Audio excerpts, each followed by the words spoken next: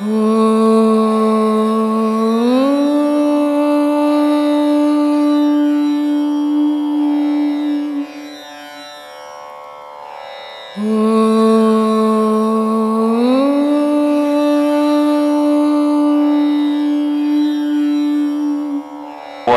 உபதேசத்துலேயும் ஒவ்வொரு அனுபவங்கள் கிடைக்கும். அந்த அனுபவம் மூலிமா இந்த உபதேசத்தில் இந்த அனுபவம் கிடச்சிது, அந்த உபதேசத்தில் அந்த அனுபவம் கிடச்சதுன்னு குறிப்பிட்டுக்கினே வரும்போது நம்ம மௌன உபதேசம் வாங்கும்போது அதனுடைய நிலை என்னான்றது அன்றைக்கி புரியும். ஏன்னா ஆரம்பத்திலேயே அது புரியாது. இப்போ நிறைய பேர் எங்கிட்ட கூட சொல்கிறாங்க, சாமி நான் நேற்று கூட ஒருத்தர் கோயம்புத்தூர்லேருந்து வந்தார், 48 நாள் நான் மௌன விரதம் இருந்தேன் அப்படின்னாரு. சரி, மௌன விரதம் இருந்தையே சாப்பிட்டியாப்பான்னா நான் சாப்பிட்டுக்கிட்டு தான் இருந்தேன். அப்போது கைக்கும் வாய்க்கும் எண்ணம் பேசிக்கிட்டு தான் இருக்குது.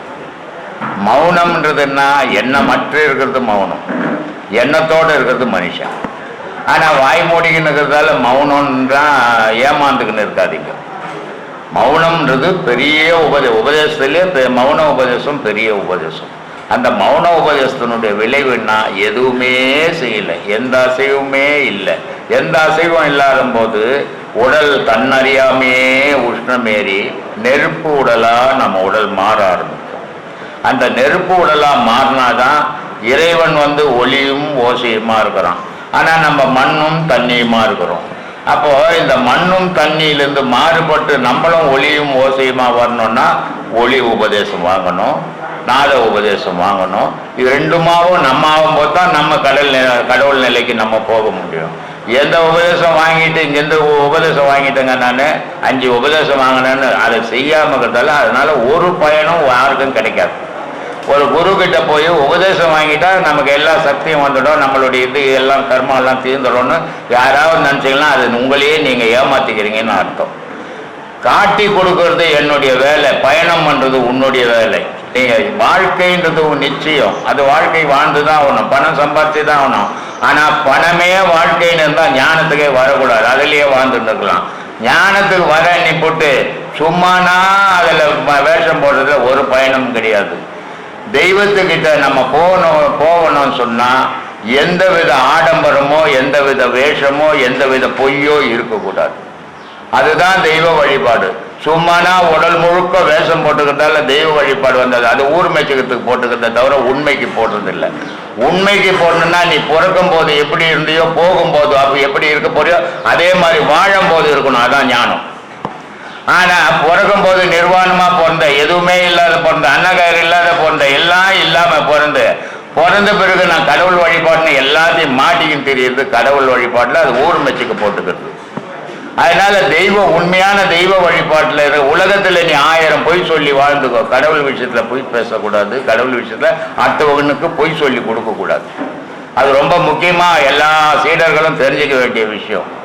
இதை இந்த மாதிரி உண்மையான நிலையில தெய்வத்தை நம்பி எல்லாம் போய், உடல் போய், மனைவி போய், கணவன் போய், மக்கள் போய், எல்லாம் போய். ஆனால் மெய்ப்பொருள் 2 தான். நம்மளுடைய ஆன்மா மெய், இறைவன் மெய். ஆனால் ரெண்டுக்குமே அடையாளம் கிடையாது. அதனால உங்களுக்கு நம்பிக்கை இல்லாதக்கிறீங்க. அடையாளம் இருக்கிற மனைவி மேலே நம்பிக்கை வருது, அடையாளம் உள்ள கனவு மேலே நம்பிக்கை வருது, அடையாளம் உள்ள பிள்ளைங்க மேலே நம்பிக்கை வைக்கிறது. ஆனால் இது எல்லாமே உங்களை ஒரு நாள் ஏமாற்ற போகுது. ஆனால் உங்களை ஏமாத்தாதவன் இறைவன் ஒண்டி தான், உங்களை ஏமாத்தாதவன் ஆன்மா ஒண்டி தான். இந்த 2 பொருளை நீங்கள் நம்பி பயணம் பண்ணீங்கன்னா உங்களுடைய வாழ்க்கை சிறப்பாக இருக்கும், தெய்வத்தை போய் அடைவுங்க. இதெல்லாம் மறந்துட்டு நான் உபதேசம் வாங்கிட்டேன்ட்டு ஒலி போய் 1000 பொய் பேசியிருந்தீங்கன்னா அந்த உபதேசம் வாங்கிறதுக்கு அர்த்தமற்று போயிடும். அதனால எந்த வித வேஷம், மணி கட்டிக்கிறது, வேஷம் போட்டுக்கிறது, உத்ராட்சம் போட்டுக்கிறது, இதிலெல்லாம் கடவுள் இல்லை. உன் மனசில் இருக்கிறான் கடவுள். அப்போ மனத்தை சுத்தம் பண்ணிக்கோ. இந்த மனத்தில் இருக்கிறான் கடவுள்ன்றதுக்கு தான் ரொம்ப அழகாக சொன்னார். மனிதனுக்கு முதல்ல அகங்காரம் போகணும். அகங்காரம் போனால் தானே ஆண்டவன் தெரியுமான்னா பத்ரகிரி.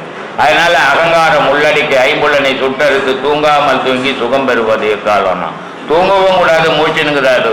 ஒரு மனுஷன் என்ன பண்ணுவான், ஒன்று தூங்கிடுவான், இல்லை மூச்சுன்னுப்பான். இதான் சராசரி மனிதனுடைய வேலை. ஞானி அப்படி இல்லை, தூங்குற மாதிரி தெரியும், மூச்சுன்னுக்கிற மாதிரி தெரியும், 2 நிலைக்கு நடுநிலையிலே நிற்பாவன். அதனால அந்த மாதிரி நிலை வர வரைக்கும் நீங்கள் அதில் பயணம் பண்ணிக்கினே இருக்கணும். அப்போதான் உங்களுக்கு பல உண்மைகள் தெய்வத்தை பற்றி புரியும். இல்லைன்னு சொன்னால் புரியாது. ஊரில் வேஷம் போட்டு திரிகிற மாதிரி நம்ம போடக்கூடாது. ஏன்னா நம்ம உடலை நம்ம நம்பி வாழலை. அவன் உடலை நம்பி வாழறதால உடலுக்கு மேல 1000 வேஷத்தை போடுறோம்.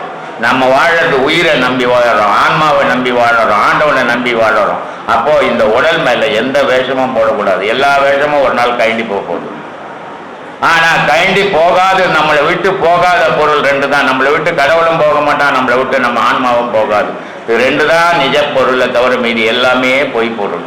இந்த பொய் பொருளை நம்பி காட்சி பொருளாகிறதால அதையே நம்பி வாழறீங்க. மாத்திக்குங்க, மாத்திக்கின்னு உண்மை வாழ்க்கைக்கு வாங்க. அது உங்களுக்கு நல்ல பலனை கொடுக்கும். ஆத்மா வணக்கம். ஒரு இதில் சொல்லியிருந்தீங்க, பிறவியில் வந்து நம்மளுக்கு குழந்தை இந்த பிறவியில் இல்லைன்னா நம்ம அபாக்கியசாலி தான், புண்ணியம் பண்ணவங்களுக்கு தான் குழந்தை இருக்குன்னு சொன்னீங்க. அதே மாதிரி தத்து எடுத்தாலும் பின்விளைவுகள் உனக்கு தான் கஷ்டமாக இருக்கும் அப்படின்னீங்க ஐயா. இந்த 2யுமே நான் செஞ்சேன். எனக்கு குழந்தை இல்லைங்க. நான் ஒரு பெண் குழந்தை எடுத்து வளர்த்திருக்கேன். கடவுள் நல்ல ரத்தத்தோட குழந்தை நல்லா இருக்கா. 2 பெண் குழந்தை நல்லா கல்யாணம் பண்ணி வச்சு சிறப்பாக செஞ்ச வாழ்க்கை நல்லா இருக்கு. ஆனால் எனக்கு மனசில் நிம்மதி இல்லைங்கய்யா. எப்படி இருக்கும்? நிம்மதின்றது வெளி உலகத்தில் இல்லைம்மா. நிம்மதின்றது நம்ம உருவாக்குறது. நீ ஒரு குழந்தைய தத்தெடுத்து வளர்த்து அதுக்கு கல்யாணம் பண்ணி 2 குழந்தை இருந்தாலும் உன் மனசுல ஊட்டிக்கினே இருக்குது. நமக்கு ஒரு உரிமையான குழந்தை இல்லையேன்னு உறுத்துது உள்ள. இல்லை அப்படி நினைக்க. அதனால அந்த நிம்மதி போயிடும். ஏன்னா உலகத்துல மனிதனுக்கு குறை இல்லாத மனிதனே கிடையாது. எல்லா மனிதர்களுக்கும் குறை இருக்கும். அந்த குறைகளை அதெல்லாம் தூக்கி வெளியே போட்டுட்டு கடவுளை நம்பி வாழணும். நம்ம கிட்ட ஈபியில வேலை செஞ்சார் ஒருத்தர், ஒரு குழந்தைய தத்தெடுத்து வளர்த்தார்.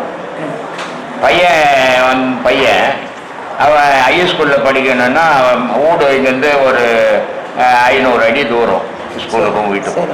அந்த 500 அடி தூரத்துக்கு நடந்து போகக்கூடாது அப்படின்னு சொல்லிட்டு சைக்கிள் வாங்கி கொடுத்தாரு. அவன் எஸ்எஸ்எல்சி அந்த ஸ்கூலில் பாஸ் பண்ணிட்டான். அப்புறம் பச்சைபாஸ் காலேஜில் சேர்த்தாங்க. அதனால அவனுக்கு பைக் வாங்கி கொடுத்தாரு. எவன் பெத்த புள்ளியோ, ஆனால் இவர் வாங்கி கொடுத்துருக்கிறாரு. நான் இது வாங்கி கொடுத்து நல்லா வளர்ந்துட்டு படிச்சு முடிச்ச உடனே அவன் பையன் சொல்றான், அந்த ஊடெல்லாம் என் மேல எழுதணும். அவர் சொல்றாரு, அப்படிலாம் எழுத முடியாதுடா, நான் செத்துட்டேன்னா உனக்கு தான் சொந்தம், நீ ஏத்துக்கடா, நான் தூங்கும்போது கழுத்துக்கு போட்டு கொண்டு வருவேன். ஆனா என் பொண்ணு அப்படி சொல்லலைங்க. உன் பொண்ணு அது உன் தயவுல வாழுது, அதனால சொல்லல. உன் தயவுல அது வாழாது, தனித்து வாழும் போது உன்னை தூக்கி குப்பையில போடும். இதெல்லாம் இயற்கைமா. தான் பேத்ததே தனக்கு சோறு போட மாட்டேங்குது, தான் பேத்ததே தான் பேச்சை கேட்க மாட்டேங்குது. இந்த மாதவத்தில் நம்ம கிட்ட ஒரு அம்மா வந்தாங்க, சாமியை குழந்தை இல்லை, ஒரு பொண்ணை தத்தெடுத்து வளர்த்த, கல்யாண காசு எல்லாம் பண்ண, நல்லா படிக்க வச்ச, இப்ப நயா பைசாவுக்கு மதிக்க மாட்டேங்குது. ஒண்டிக்கு ஊர்ல இவ்வளோ பேர் இருக்கிறோம், எல்லாருக்கும் புள்ள குட்டிக்குது. ஒரு தாய் தகப்பனை நல்லா காப்பாத்துறான், உலகம் ஃபுல்லா நல்லா காப்பாத்துறான்னு சொல்ல முடியாது. என்ன ஒரு ஆளு காப்பாத்தினான்னா 900 பேர் துன்பம் தான் அனுபவிப்பான். அதுக்குதான் ரொம்ப அழகா சொன்னான் பத்திரிகை, பெண்டாட்டி பெருவிலங்கு பிள்ளை ஒரு சொல்லா நீ இவை எல்லாம் நீக்கி நான் எக்காலம் சுகம் பெறுவேன். போன மாசம் 2 பேரும் டாக்டர், குழந்தை இல்லை, ஆயுஷா ஹாஸ்பிட்டலில் பொருஷாகத்தில் அதில் இருக்காங்க. போன மாதம் வந்து கேட்டாங்க, சாமியே குழந்தை இல்லை, நாங்கள் 2 பேருமே டாக்டர், எவ்வளோ ட்ரீட்மெண்ட் எடுத்துட்டோம், தத்தெடுத்து வளர்க்கலாமா, அது ஒரு சாமர்த்தியம். ஆனால் என்னுடைய அனுபவத்தை சொல்கிறேன், தத்தெடுத்து வளர்க்கறதா இருந்தால் கூட சொந்தத்தில் எடுத்து வாழ. ஆனால் தத்தெடுத்தது எவனோ பேர்த்து ரோட்டில் போகிறோம், பேர்த்து குப்பை தொட்டியில் போகிறதில்ல, தத்தெடுத்து வளர்த்தினா நாளைக்கு ஆபத்து வரும்போது நீ தான் வருத்தப்படணும். ஏன்னா ஒரே ஒரு அர்த்தத்தில் பிறக்கிறதே தாய் தகப்பனுக்கு உதவி செய்ய மாட்டேங்குது. இது யாரோ பேர்த்து எங்கேயோ வளர்ந்து எங்கேயோ வேற அர்த்தம். அது உறவுகள் உங்ககிட்ட வருமானம் வர வரைக்கும் உன்னுடைய உதவிகள் இருக்கிற வரைக்கும் ரொம்ப மரியாதை கொடுப்போம். உன்னுடைய உதவிகளை போயிட்டு நீ உட்காந்துட்டீங்கன்னா உன் கதை கந்தல் ஆயிடும். நம்ம கிட்ட ஒரு அம்மா டீச்சர் அம்மா இருந்தாங்க, உபதேசம் வாங்கி அம்பத்தூர்ல இருந்து. அந்த அம்மா குழந்தை இல்லை, கல்யாணம் பண்ணிக்கல. ஆனா சொந்த தங்கச்சி பொண்ணு எடுத்து வளர்த்தாங்க அம்பத்தூர்ல ஊடு உரகத்துல. அவங்க தங்கச்சி பொண்ணை எடுத்து வளர்த்து கல்யாணம் எல்லாம் பண்ணி கொடுத்துட்டாங்க. புருஷனும் பொண்டாட்டியும் சேர்ந்துக்குன்னு, பெரியமா உனக்கு என்னத்துக்கு வீடு என் பேர்ல எழுதுன்றாங்க. இல்லம்மா நான் போன பிறகு நீ எடுத்துக்க, அப்படிலாம் முடியாது, இப்போ எழுதுன்னு அந்த அம்மா போலீஸ் ஸ்டேஷன் கோர்ட் வரைக்கும் வச்சுட்டாங்க. சொந்த தங்கச்சி பொண்ணு அதனால ஒருத்தருக்கு உலகத்துல நன்மை நடந்தது ஊரெல்லாம் நன்மை நடக்கும்னு நினைச்சுக்காதீங்க. இல்லைங்கய்யா, இப்ப என்னுடைய இது சொல்றேன் கருத்து. உன்னுடைய இது உனக்கு சரியா இருக்கும், ஆனா அது போக போக தெரியும். இப்ப தெரியாது, போக போக தெரிஞ்சுப்பேன். சரிங்கய்யா, அதுக்கு நான் எப்படி கரெக்ட் பண்ணிக்கலாம்? நீ உன்னைக்கா நினைச்சுக்கின்னு போனமே தவிர அதுங்களை நினைச்சுக்க வாழ்ந்தா உனக்கு துக்கம் தான் மிஞ்சம். உன்னை நினை, கடவுளை நினை, அதுதான் அமைதியை கொடுக்கும். சரிங்கய்யா. தாய் தகப்பன் இருக்காங்க, அதில் மகனுக்கு தாய் தகப்பனில் யாரை பாதுகாக்க வேண்டிய கடமை இருக்குங்க? ஆண் மகனுக்கு தாய் தகப்பன் 2 பேர் இருக்கிறாங்க. சரி, இந்த 2 பேர்த்துல யாரை காப்பாற்ற வேண்டிய கடமை முதன்மையா இருக்கு? அம்மா வாட்சி தேத்தி போட்டு அப்பனை காப்பாற்று செய்யலாமா? செய்யக்கூடாது. இல்ல அப்பனை ஆட்சி தேத்திட்டு அம்மாவை காப்பாற்றினானா? 2 பேரும் சேர்ந்து செய்த பொருள் தானே. நீ ஒரு பொம்பளையால உன்னை உருவாக்க முடியுமா? ஒரு ஆம்பளையால உன்னை உருவாக்க முடியுமா? 2 பேரும் செய்த ஒரு கண்ணை குத்தி போடலாமா? ஒரு கண்ணை இந்த போது உலகத்துக்கு பார்க்கறதுக்கு ஒரு கண்ணை குத்தலாமா? அப்ப தாயில் போனா 2 கண்ணு மாதிரி ஒரு உருவத்துக்கு ஒரு பிள்ளைக்கு 2 பேரையும் கண்ணும் கருத்துமா காப்பாற்றுறது. அதுதான் சொன்னான், உப்பிட்ட வரை உயிர் உள்ள வரை நினைனா. ஒரே நிலையில பார்க்கணும், 2 பேர்த்தையும் ஒரே மாதிரி பார்க்கணும். பின்ன இது என்ன, இது வசதியா அது பண்ணிட்டான்? அப்பா வசதியா அம்மா வசதியா? இல்ல, ஒரு சில குருமார்கள் சொல்றாங்க தாய் உயர்ந்தவங்க. தாய் எப்படி ஆனாவோ? தகப்பன் இல்லாத தாய் ஆயிட முடியுமா ஒரு பொண்ணு? ஒரு பொம்பளை ஆவால? எவனோ மூட சொன்னதெல்லாம் என்கிட்ட கேட்காத. ஒண்ணு இல்லைன்னா ஒண்ணு ஏங்காது. உடல் இல்லைன்னா உயிர் ஏங்குமா? உயிர் இல்லைன்னா உடல் ஏங்குமா? இதுல எது வசதி? எதுமா வசதி? உயிர். உயிர் வசதியா? அப்ப உயிர் உடல் இல்லாத ஏங்குமே? 2ம் ஒண்ணுதான். 2ம் முக்கியமான பொருள். 2 இருந்தாதான் ஏக்கம். ஒன்னா இருந்தா ஏங்காது. அதனால அம்மான்ற பேரு அப்பன் கொடுத்ததுதான். அப்பன்னு ஒருத்தர்னா ஒரு பொம்பளை அம்மா ஆகவே முடியாது. அதே நேரத்தில் அம்மான்னு ஒருத்தர்னா ஒரு குடும்பம்னு ஆகவே ஆகாது. அதனால 2 பேர் சேர்ந்து உருவாக்கின பொருள் தான் நம்ம. அதனால 2 பேரையும் சமமா பார்க்கணும். அம்மாவை வசதியாவும் அப்பனை ஒச்சு தேத்தத்தை வச்சுக்கினீங்கன்னா கட்சியில ஊங்குள்ள உன்னை ஒச்சு தேத்திடுவான். ஞாபகம் வச்சுக்கின்னு நடந்துக்கும். என்ன வாழை அடி வாழனா நீ என்ன தெரியாத உன் புள்ள செய்ய போறான். இப்ப தாய் தகப்பனை பார்க்காத ஒரு சூழல்ல மக்கள் இருக்காங்க. மக்கள் இருந்துட்டு போட்ட நீ மக்கள் இருந்தா அவன் கேட்கட்டும், நீ கேட்காத அவன் சார்பில்ல. நீ என்ன செய்ய போற அதை சொல்லு. இல்ல கர்மால அது மாதிரி ஏதாவது கர்மா தான். நீ பிறந்ததே ஒரு கர்மா தானே. கர்மா இல்லை நீ ஏன் பூமிக்கு வர போற? கடவுளோட இருந்திருப்ப. ஒவ்வொரு மனிதனும் கர்மாவால தான் இந்த பூமிக்கே வந்தோம். ஒவ்வொரு கர்மாவை தீக்கிறதுக்கு தான் வந்தோம். இந்த குழந்தை பிறக்கும் போது பார்த்தீங்கன்னா 2 கையை மூடிக்கின்னு பிறக்கும் இல்ல? மூடிக்கின்னு தானே பிறக்குது. அது என்னத்துக்கு? உலகம் நமக்கு வேணாம், கடவுளை பிடிக்கணும்னு கை மூடிக்கின்னு பிறகுது. ஆனா நம்ம ஆளுங்க சும்மா இருக்குது இல்லை.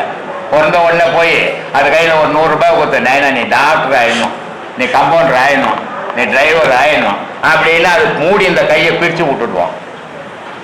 பிரிச்சு விட்ட உடனே அதுல பார்க்குது என்ன டாக்டர் ஆகணும்னா அப்படி ஒண்ணு இருக்குதா? இப்படியே சொல்லி சொல்லி வளர்ந்து வளர்ந்து அதுக்கு மனம் வளர்ந்து கட்சியில எல்லாரும் அழிஞ்சு குட்டி செவர் ஆகிடுது.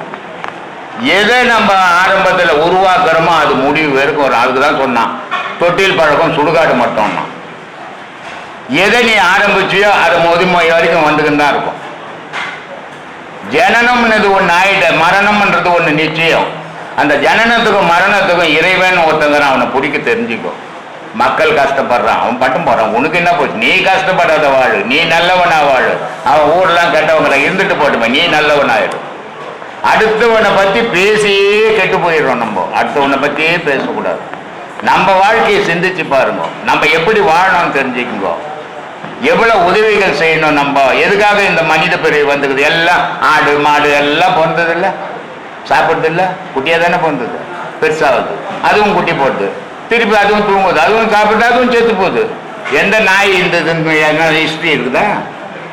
எந்த மாடு இருந்தது ஹிஸ்ட்ரி இருக்குதா? ஆனா மனுஷன் இந்த ஹிஸ்ட்ரி இருக்குதா? எவன் நல்லது செய்தானோ அவன் வரலாற்றுல வருவான், எவன் தீமை செய்தானோ அவன் அழிவான். ஆனா தீமையும் உலகத்தில் இருக்கும், நன்மையும் உலகத்துல தான். ஹிட்லரும் பத்தி இன்னைக்கு உலகம் பேசுறது இல்லை, காந்தி சுட்ட கோர்ஸை பத்தி இன்னைக்கு பேசுறது இல்லை. அதனால நன்மையும் தீமையும் கலந்ததுதான் உலகம். அதனால நீ உன் வாழ்க்கையை சீர் பண்ணிக்கோ, உன்னை சீர் பண்ணிக்கோ, நீ எப்படி வாழணும்னு முடிவு பண்ணிக்கோ. உலகம் பிடிக்குது உலகம் பிடிக்குதுன்னு நீனா உலகத்தை தீர்த்திட முடியுமா? கடவுளாலேயும் திருத்த முடியாத கண்ணீர் விட்டுனுக்கிறான். கடவுளை நீ யாரியா திருத்தத்துக்கு உலகத்தை? உன்னை திருத்திக்கியா முதல்ல. நீயே திருந்தாத உலகத்தெல்லாம் திருத்துறன்னு நினைச்சு கற்பனை பண்ணிக்காத. சொல்லு. உணவுல வந்து புலால் உணவு வந்து ஆகாது அப்படின்னு சொல்றாங்க. சைவம் தான் வந்து மனித உடலுக்கு உகந்தது அப்படின்னு சொல்றாங்க. எதனாலங்க இது எல்லா மனுஷனுக்கும் சொல்லல. தெய்வத்தை நோக்கி எவன் போறானோ அவனுக்கு புலால் உதவாதுன்னு சொல்றோம். ஊர்ல இருக்கிறனாலாம் புலால் சாப்பிடாதுன்னு சொல்ல முடியாது நம்ம. ஏன்னா அது அவன் விருப்பம். இப்போ சாமிக்கு ஆடு வெட்டுவான், சாமிக்கு கோயில் கட்டுவான், கோழி வெட்டுவான். எந்த சாமி கோயில் வெட்ட சொல்லிச்சு? எந்த சாமி ஆடு வெட்ட சொல்லிச்சு? உன் நாக்கு ருசிக்கு வெட்டுற அதை எங்கன்னா மரப்பா வெட்டி துண்ணுட்டு போ. தெய்வத்து பேர்ல வெட்டி நடுவ 4 பேர் பார்க்குற மாதிரி செய்யாத. அதனுடைய ஒரு பீடி நெருப்பு பட்ட உன் உடம்பு என்ன துடிக்கும்? அப்ப உன்னோட உயிரை துடிக்க துடிக்க அறுக்கிறிய நீ தெய்வீகத்துல போய் அந்த துடிப்பை பார்க்கறிய, உன்னால் சகிக்க முடியுதா? அதனால ஆன்மீகத்துல போறோம் இதெல்லாம் சாப்பிடாது, இதெல்லாம் பாவப்பட்டது. இதனால தான் சொன்னாரு பத்ரகிரி, ரொம்ப அழகா சொல்றார். மண்ணுயிரை கொன்று தின்று உழலாமல் தன்னுயிர் போல் நினைத்து தவ முடிப்பது எக்காலம். எல்லா உயிரும் என் உயிர் தான் மாறின்ற நினைப்பு உனக்கு எப்போ வந்து அப்பதான்டா தெய்வத்தை நெருங்க முடியும். நீ நான் வேற, எல்லா உயிரும் வேற நினைக்கும் போது தெய்வத்துக்கு உனக்கும் உறவே கிடைக்காத அந்த காலத்திலேன்ட்டான். அதனால உன்னை சீர் பண்ணிக்கோ, உன்னை மாத்திக்கோ, உன்னை திருத்திக்கோ, நீ நல்ல வழியில போ. அடுத்தவனுக்கு சொல்லிடு. சரி, சொத்துன்னு பார்த்தா ஆபரணங்கள்லாம் நிறைய சேர்த்து வைக்கிறோம். நம்ம சேர்த்துக்கோ. அதை வந்து அணியலாமா? அணியக்கூடாது. அணிச்சுக்கோ. போகும்போதும் வாரியும் போவோம். எல்லாத்தையும் சேருப்பா, உண்டு தானே. போகும்போது நீ எடுத்தும் போயிட்டு. உலகத்துல எவனாவது எதையாவது எடுத்துக்கிறானே கொண்டு போக முடியும். பணக்காரனா இருந்தாலும் பிச்சைக்காரனா இருந்தாலும் எல்லாம் இறைவன் படைச்ச பொருள். உனக்கு அனுபவிச்சுட்டு போவதான் உரிமைக்குது. உண்டு நீங்க உலகத்துல எதுவுமே கிடையாது, எல்லாம் அவந்து. அடையாளமா எதுவுமே அணியிறது என்னத்த அடையாளம்? அடையாளம் உடம்பு அடையாளம் இருக்குமா? காலமுள்ள குறிப்பிட்ட வயசு வரல குழி நோண்டி பொச்சிடுறேன் உன்னை. அப்புறம் எங்க உன் அடையாளம்? அடையாளம் இல்லாத பொருளை அடையாளப்படுத்திக்கோ, அதுதான் கடவுள். நீ அடையாளமா இருந்து உன்னை இந்த உலகத்துல நினைச்சு நிக்க போறதில்லை, நான் நினைச்சு நிக்க போறதில்லை. அடையாளம் இல்லாத பொருளா இருந்து நான் உலகத்தை இயக்கிக்கணும். அதை தேடு, உன்னை தேடு. நீ யாருன்னு தெரிஞ்சுக்கோ, அது யாருன்னு தெரியும். அதனால கண்ட கற்பனைக்கெல்லாம் போகாதீங்க, நிஜத்தை தேடுங்க. ராத்திரி விட சொன்ன உலகம் அமைதியாகணும்னு நான் 48. நீ அமைதியா இருந்தா உன் ஊடே அமைதியாகாது, உலகம் எங்கேயோ அமைதியாகிறது.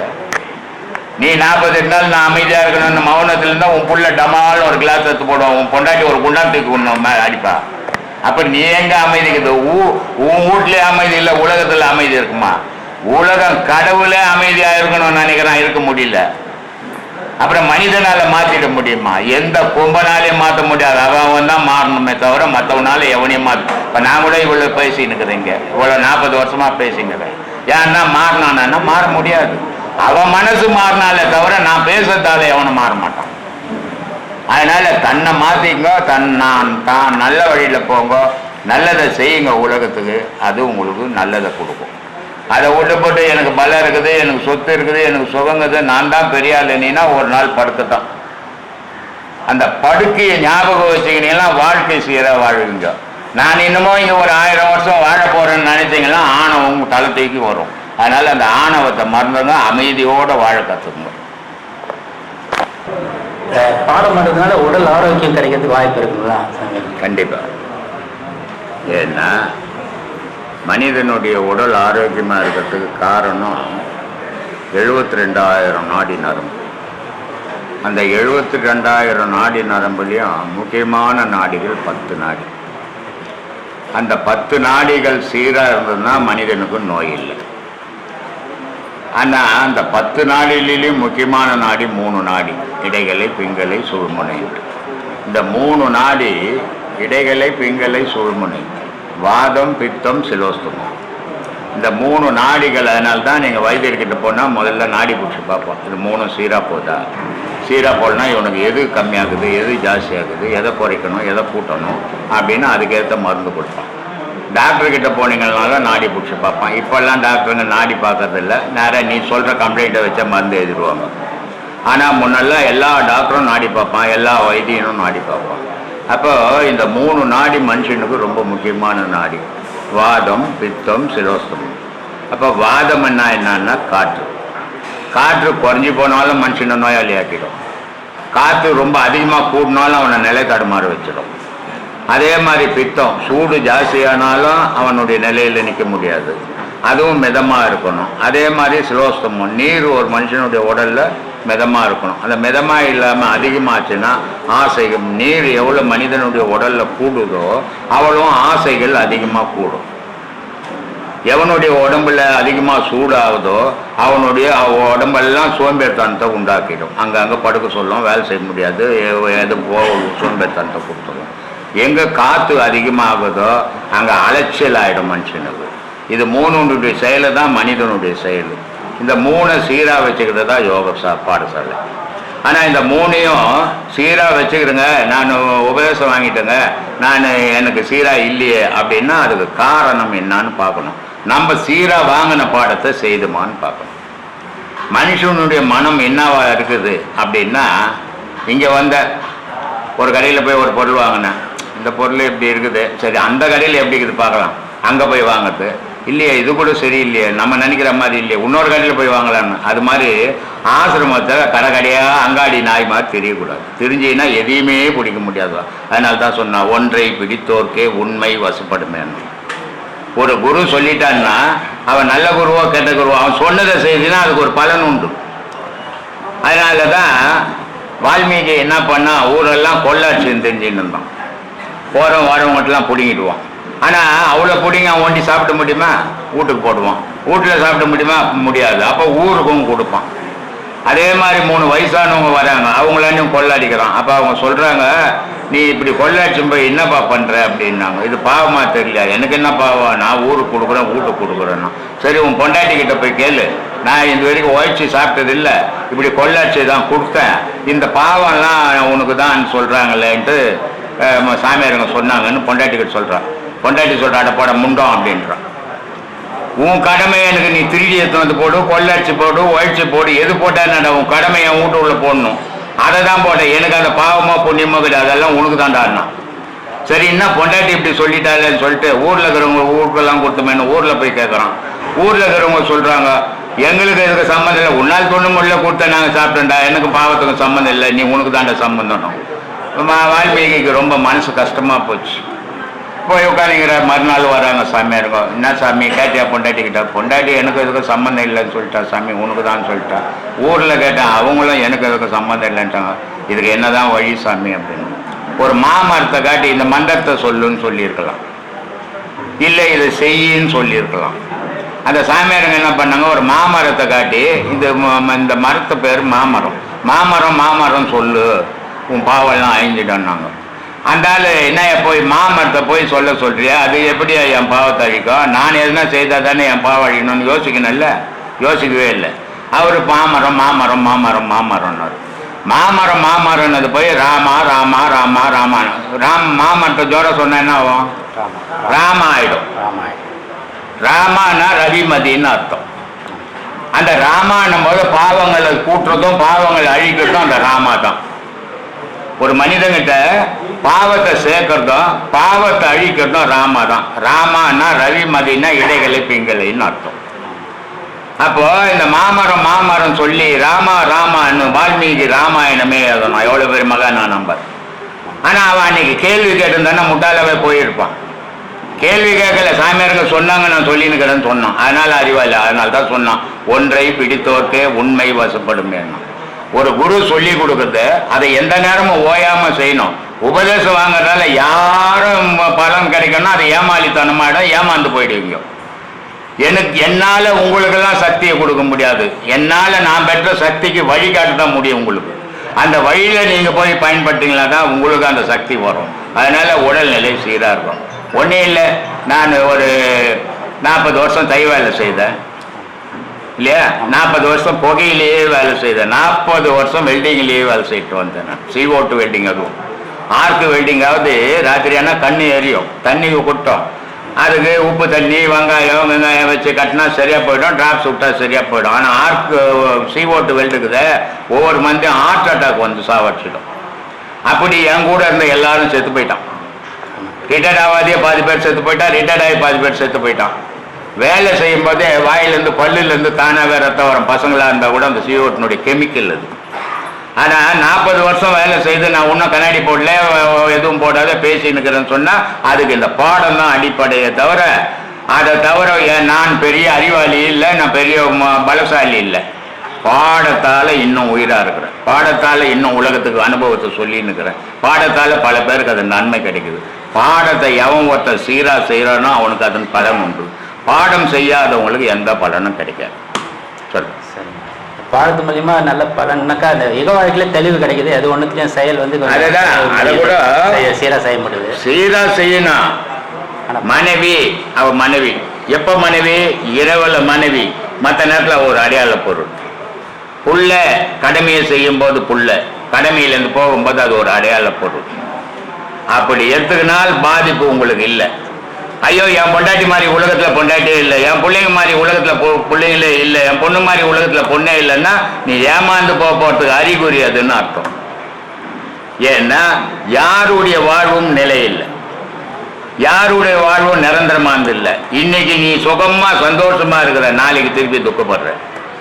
நேற்று நம்ம சந்தோஷமா இருக்கலாமே, இன்னைக்கே சந்தோஷமா இருக்கலாம் அப்படின்னு இருக்க முடியுதா? இருக்க முடியலையே, சூழ்நிலை மாத்திடுது ஒண்ணு. அதனால எல்லா பொருளையும் அடையாள பொருளா பார்க்கணுமே தவிர உனக்குள்ள இணைச்சின்னு சொன்னா உனக்கு ஆபத்து தான். ரொம்ப அழகா சொல்லுவார் பட்டினத்தார், பெண்ணென்ற மாதுவை தூது அனுப்பினான் யமன் அப்படின்னுவார். அவரை கொல்றதுக்கு பொண்டாட்டின்ற வடிவத்துல பெண்ணை அனுப்பிச்சிட்டான். அந்த மாதிரி ஒரு பெண்ணுன்றதுனால ஒரு குடும்பம், பிச்சை எடுக்கிற குடும்பம் சீரா வளர்ந்துடும், சிறப்பா வாழும். அதே நேரத்தில் சிறப்பா இருக்கிற குடும்பம் ஒரு பெண்ணால குட்டி தவறா போயிடும். ஒரு குடும்பத்தை உருவாக்கக்கூடியது பெண் கையில் தாங்க, ஆண் கையில் இல்லை. எவ்வளவு சம்பாதிச்சாலும் இவன் திறமை கிடையாது குடும்பத்துல. இப்ப நீ ஒரு கடைக்கு போனீங்கன்னா ஒரு கத்திரிக்காய் வாங்கணும்னு சொன்னா கத்திரிக்காய் 10 ரூபாய்னாக்கா நீ 10 ரூபா கொடுத்து வாங்கிட்டு வந்துடுவேன். அதே பொம்பளை போனால்னா 10 ரூபாய் கத்திரிக்காவை 7 ரூபாய்க்கு வாங்கிட்டு வந்துடுவா, உன்னால வேலை கேட்க முடியாது. அப்போ குடும்பத்தினுடைய சிறப்பு பெண் கையில் இருக்குது. ஆனா குடும்பத்தை வளர்க்கக்கூடிய வருமானம் உன் கையில் இருக்குது. இப்படி வச்சுக்கின்னு வாழ்ந்தீங்கன்னா பிரச்சனை இல்லை. கொண்டாட்டினுமா உலகத்திலே இல்லாத பராசக்தி மாதிரி எவன் ஒருத்தன் நினைக்கிறானோ அவன்லாம் அடிமை வாழ்வு தான். அது யாரா இருந்தாலும் நானா இருந்தாலும் அதான் கதி. பொண்டாட்டியை அடிமைப்படுத்தக்கூடாது, நீ பொண்டாட்டிக்கு அடிமையும் ஆகக்கூடாது. 2 பேருக்கிட்ட அன்பு இருக்கணுமே தவிர ஒருத்தரை அடிமைப்படுத்தி வாழ்ந்தீங்கன்னா வாழ்க்கை குடும்பமே குட்டி தவறா போயிடும். உங்களை பார்த்து பிள்ளைங்க கெட்டு போயிடும். நீங்க அதுக்கு தான் சொன்னா முன்னேறு போற மாதிரி பின்னேறு வரோம்னு. நம்ம சீரா வாழ்ந்தாதான் பின்னாடி வர ஜென்ரேஷன் நம்ம பிள்ளைங்க நம்மளை பார்த்து சீரா வாழும். நம்ம கண்டபடி போனோம்னா நம்ம பிள்ளைங்களும் குட்டி தவறா போயிடும். அதனால வாழ்க்கைய நீ தனிமையில் இருக்கிற வரைக்கும் எப்படி ஒன்றா வாழ்ந்துருக்கலாம். ஒரு குடும்பம்னு உருவான பிறகு நீ இப்படி தான் வாழணும்னு வகுத்துக்குன்னு வாழணும். எப்படி ஒன்றா அப்போ வாழலான்னா குடும்பம் குட்டி தவறா போயிட்டு. சாமி நீங்க எது முடிவு பண்றீங்களோ அது உங்க கையில் இருக்குது. சொல்லுங்க. குடும்பத்துக்குன்னு வருமானம் மட்டும் செயல் புரிகிறோம். நம்ம செயல் புரியும் போது நம்ம மனசு அதுல கொஞ்சம் கொஞ்சம் இதா பாதிப்புள்ளாகுது. அதாவது வருமானம் பண்ணும்போது அதிக நேரம் உழைக்கிறது, அதை பத்தி சிந்தனை. ஏன்னா ஒரு குடும்பத்துக்கு 50 ரூபாய் கொடுக்கணும், அதனால 50 ரூபாய் கொடுத்து பழகிட்டேன். நாளைக்கு ஒரு நாளைக்கு பார்த்தா 50 ரூபாய் வரல, 20 ரூபாய் தான் வருது. பொண்டாட்டி கேள்வி கேட்கறான், நேற்று 50 ரூபா கொடுத்து இன்னைக்கு 20 ரூபா எடுக்கணும், அந்த 20 ரூபா வச்சு நான் எப்படி குடும்பம் பண்றது அப்படின்னு உனக்கு கேள்வி கேட்பா. உனக்கு வருத்தமா இருக்கும், நான் என்ன பண்றது, வந்தது 20 ரூபாய் தானே. இதை ஆரம்பத்திலே நீ 30 ரூபா கொடுத்து 20 ரூபா எடுத்து வச்சிருக்கணும். அப்ப 20 ரூபா வரும்போது 10 ரூபா போட்டு கொடுத்துட்டீங்கன்னா அது பிரச்சனையா இருந்திருக்காது. இதை சம்பாத்தின்னு போய் அவகிட்ட கொடுத்துட்ட நீ 5 ரூபாய்க்கு கை நீந்திக்கு நிக்க கூடாது. மனைவின்றவ கீழே இருக்கணும், கணவன்றவ மேல இருக்கணும். அதான் கணவ மனைவி. அப்படி வாழ்க்கையை நடத்தினா அந்த குடும்பம் சிறப்பா இருக்கும். இதுல யாரும் அடிமை கிடையாது, சிறப்பா இருக்கும். ஆனா பெண் சொல்றதெல்லாம் ஆண் கேட்க ஆரம்பிச்சிட்டான்னா அந்த குடும்பம் அழிய போகுதுன்னு அர்த்தம், அவளுடைய அராஜகத்துல போகுதுன்னு அர்த்தம். நம்ம வீட்டாண்ட ஒருத்தர் இருந்தாங்க, RPF அவர், ஆறுமுகம்னு பேர். அவர் தர்ம அவங்க அப்பா, அவங்க அம்மா, அவங்க புருஷனாவே புருஷனை மதிக்க மாட்டாங்க. இத்தனைக்கு ரயில்வேல RPF அவர், டேய் போடா வாடான்னு தான் பேசுவாங்க. மிஞ்சி போனா அடிப்பாங்க. அந்த மாதிரி இருக்கும்போது நான் கேட்பேன், ஏம்மா நீ இந்த மாதிரி பண்ற, நாளைக்கு உன் மருமக வந்தா உன் பிள்ளைங்களுக்கு தானே கேதின்னு. அதெல்லாம் நடக்காதுடா. அரசியல் என்ன ஆச்சு? எல்லா பொண்டாட்டிங்களும் பிள்ளைங்களும் மருமகளும் புருஷனுங்களை அடிச்சே கொண்டுட்டாங்க. ஏன்னா நம்ம எப்படி வாழறோமோ அப்படிதான் நம்ம சந்ததி வாழும். அதனால தான் சொல்றது, தர்மத்தை குழந்தைங்க பிறந்த உடனே அறிவை வளர்க்க சொல்லி கொடுக்கணும், ஆசையை வளர்க்க சொல்லி கொடுக்க கூடாது.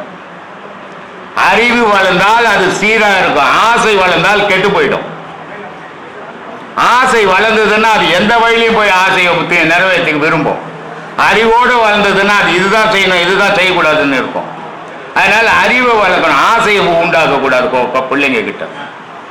அதுக்கு நம்ம அறிவோட வாழணும். அப்படி வாழ்ந்தோம்னா நம்ம பிள்ளைங்க நல்லா இருக்கும், நம்ம குடும்பம் நல்லா இருக்கும், நம்ம அமைதியா இருப்போம். ஆனா நம்ம அமைதி இழக்கிறதுக்கு காரணம் என்னன்னா, மனைவியா பார்த்தால் அமைதி இழக்க மாட்டோம், மனைவியை கடவுளா பார்த்தால் அமைதி இழந்துதான் ஆகணும். பண்ணிட்டு இருக்கோம் வாசி யோகம் இப்போ நம்ம பண்ணிட்டு இருக்கோம், மூச்சு பயிற்சி பண்ணிட்டு இருக்கோம். அதை சொல்லு. வாசி யோகம் எந்த கொம்பனாலையும் கற்றுக் கொடுக்க முடியாது, செய்ய முடியாது அவ்வளவு சீக்கிரம். ரொம்ப மூச்சு வாசியா மாறணும். வாசி யோகத்தை எவனும் சொல்ல முடியாது. வாசி என்ன அர்த்தம் தெரியுமா ஐயா? அது அந்த அளவுக்குலாம் ஒன்றும் போடுங்க ஐயா. பின்ன வாசி யோகான்றிய இது மாதிரிதான் ஊர்லாம் சொல்லிக்கிறேன். வாசி யோகம் கற்றுக் கொடுக்குறேன். ஒரு யோகத்துக்கு 75,000 ரூபாய் ஹோட்டல்ல சொல்லி கொடுக்குறாங்க திண்டுக்கல்ல. வாசி யோகம் கற்றுக்குறாங்க. வாசின்னா மனுஷன் சூடு சொன்ன பத்து கிடப்பான். கடவுள் வாசின்னா அதுக்குதான் அவை சுத்தி வாசி வாசி சிவாசி. வாசி ஆச்சுன்னா நீ கடவுள் ஆகிட்டு விடான்னு வள்ளலார் சொன்னார். வாசி வாசி என்று பேசுகின்றார், வாசி என்ன பேசுகின்றான்னு கேட்டார். ஆனா இவன் ஏமாத்தின்னு இருக்கிறான். 75,000 1,00,000 ஒரு வாசி உபதேசம் கொடுத்துருவான். மூச்சு வாசியா மாறணும். கீழே ஓடுற வரைக்கும் கழுத்து கீழே ஓடுற வரைக்கும் மூச்சு, கழுத்து கீழே நின்று போயிட்டு மேலே போயிடுச்சுன்னா வாசி. வாசியா இருந்தீங்கன்னா உனக்கு உணர்வு கிடையாது, பேச்சு கிடையாது, மூச்சு கிடையாது. அதனால அது வாசி. இந்த வாசி கீசெல்லாம் நான் சொல்லிக் கொடுக்க எனக்கே தெரியாது. ஆனால் எனக்கு சொல்லிக் கொடுத்தா நான் கத்துக்கிறேன். சொல்லு. அதாவது இந்த முழுமையான இந்த பயிற்சியெல்லாம் பெற்று நம்ம கடைசியா முதுமை அடையும் போது, நம்ம இறக்கும் போது நம்மளை எரிக்கிறது நல்லதா புதைக்கிறது நல்லதா? இதுக்கு எனக்கு விளக்கம். ஒவ்வொரு குடும்பம் ஒவ்வொரு வரமுறை வச்சுன்னுக்குறாங்க. சரிங்க இல்லையா? சரிங்க. கல்சம் குழந்தையா இருந்தால் கண்டிப்பா எரிப்பாங்க. அது ஏன்னா முன் காலத்துல அந்த மூளையை எடுத்து மையாக்கிடுவாங்க. அதனால கல்சம் குழந்தை கொளுத்திடுவாங்க. அதுக்கப்புறம் பிறந்தவனெல்லாம் பொதிப்பாங்க. பொதிக்கிறதும் எரிக்கிறதும் அந்தந்த குடும்பத்தை சார்ந்தது. ஆனால் இந்த ஞானத்துல முழுமை பெற்று முழு ஞானினா சமாதி ஆகணும். ஒன்னும் கத்துக்காது போய் ஒரு ஆசிரமத்துல ஒரு பாடம் கற்று நான் பிரம்மஸ்ரீ நான் ஞானி எனக்கு சமாதி கட்டுங்கன்னா அது ஒரு பிரயோஜனமும் கிடையாது. நீ இந்த ஞானத்தை கத்துக்கணும். இந்த உலகத்துக்கு என்ன சொன்ன, இந்த உலகத்துல என்ன செய்த, வரும் ஜென்ரத்துக்கு நீ என்ன பண்ணி வச்சுக்கிற, அப்பதான் அந்த சமாதி கட்டணும். இப்ப எனக்கு கூட சமாதி கட்டி வச்சுக்கிறாங்க சீடர்னு பாத்தீங்களா? ஆனால் இது வரைக்கும் கிட்டத்தட்ட ஒரு 12 கோடி பேர் பார்க்கறான் ஒரு நாளைக்கு என்னுடைய வீடியோ. அப்ப இந்த உலகத்துக்கு நன்மை செய்துக்கிறேன். இப்ப நான் செத்து போயிட்டதுனால வர ஜனங்களுக்கு இங்க உபயோகப்படுத்துறதுக்கு பில்டிங் கட்டி வச்சுக்கிறேன். அப்ப சமாதி கட்டின நியாயம். நான் ஒன்றும் செய்யாத எனக்கு சமாதி கட்டுங்கன்னு உட்காந்துட்டா இது எதுக்கு அந்த சமாதி? மயிலாப்பூர்ல இருந்து என்கிட்ட ஒருத்தர் வந்தாரு. அப்பா பொண்ணு 2 பேர் வந்தாங்க. பையன் செத்து போயிட்டானா, சமாதி கட்ட போறேன்னாரு. போய் கட்டு. நீ ஏன் உட்காந்துறாங்க? என்ன பண்ணா இந்த சமுதாயத்துக்கு உன் பிள்ளை என்ன ஒண்ணும் பண்ணல. அப்புறம் ஒண்ணும் பண்ண சமாதி கட்டுற? ஊர்ல இருக்கிறாங்க சமாதி கட்டினா வீடு கட்டுறதுக்கு யாரும் எல்லாம் போயிடும் இல்ல. இப்போ எஸ்பி செத்து போயிட்டாரு, சமாதி பண்ணி இருக்கிறாங்க தாமரைப்பூர் பக்கத்துல. அவருக்கு சமாதி பண்ணாங்கன்னா ஒரு நியாயங்குது. அவருக்கு சீடருங்க இருக்கிறாங்க. அவருடைய பாட்டு உலகம் எல்லாம் கேட்குது. அவர் வாழ்நாள் ஃபுல்லா அந்த பாடல்ல இருந்தாரு. அவருக்கு சமாதி கட்டினா நியாயங்குது. ஒண்ணுமே பண்ணாத வீட்டுல 3 வாழை துண்டுட்டு தூங்கிட்டு சமாதி கட்டினா செத்து போட்டேன்னா அது என்ன நியாயங்குது?